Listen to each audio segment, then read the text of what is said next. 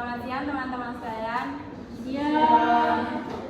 Baik, di sini kelompok kami akan mempresentasikan hasil kerja kelompok kami. Kami dari kelompok 8 dan saya Ika Francisca dengan NIM akhir 154. Saya Novala Nabuhayo dengan NIM akhir 017. Saya jadi kawan Ika dengan NIM akhir 02. Pertumbuhan dan perkembangan pada tumbuhan.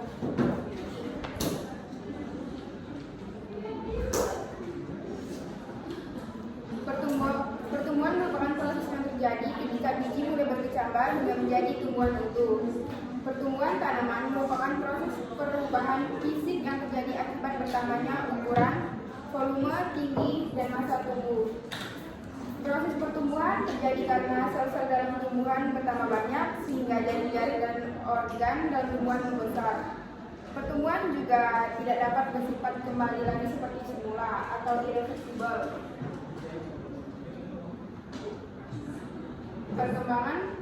Perkembangan merupakan proses yang terjadi ketika tumbuhan menjadi dewasa dan menghasilkan buah, bunga, maupun biji dan alat perkembangan. Perkembangan tumbuhan terkait dengan proses menuju dewasa, ditandai dengan bertambahnya struktur atau fungsi yang baru.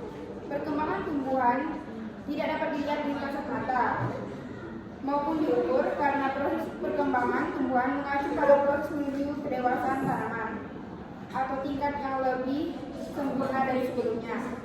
Perkembangan tumbuhan hanya dapat diukur secara kualitatif atau tidak dapat dinyatakan dengan angka dan dapat kembali seperti keadaan semulanya. Yang berikut adalah macam-macam pertumbuhan pada tumbuhan. Dibagi menjadi dua kelompok, yaitu pertumbuhan primer dan sekunder. Yang pertama, pertumbuhan primer. Primer adalah aktivitas sel-sel meristem apikal yang menyebabkan batang dan akar pada tumbuhan memanjang. Pertumbuhan ini terjadi akibat jaringan meristem yang terdapat pada batang dan ujung akar tumbuhan. Sedangkan pertumbuhan sekunder adalah terjadi karena adanya aktivitas jaringan meristem lateral pada kambium. Itu dilihat seperti bijinya itu berkeping dua. Kambium dibagi menjadi tiga, yaitu kambium sekunder, kambium intersekunder, dan kambium vaskuler. Kambium sekunder atau gabus ditandai dengan adanya permukaan batang atau akar yang sudah pecah. Kambium intersekuler berfungsi untuk membentuk jaringan-jaringan amplur pada tanaman. Sedangkan kambium vaskuler berfungsi untuk membentuk slime dan phloem.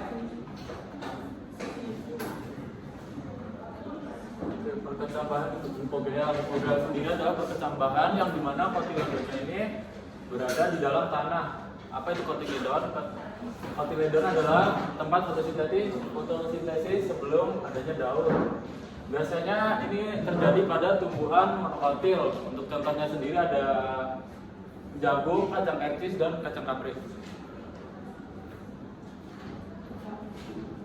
Dan untuk epigel adalah perkecambahan yang dimana kotiledonnya berada di atas tanah. Nih, sebelum adanya daun, ini tempat fotosintesis. Biasanya ini ada di tumbuhan dikotil, dan untuk contohnya sendiri ada kacang hijau, kacang tanah, dan kedelai.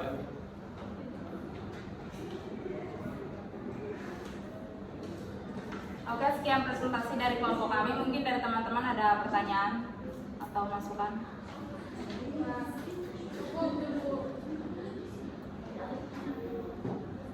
Baik, sekian presentasi dari kami. Terima kasih.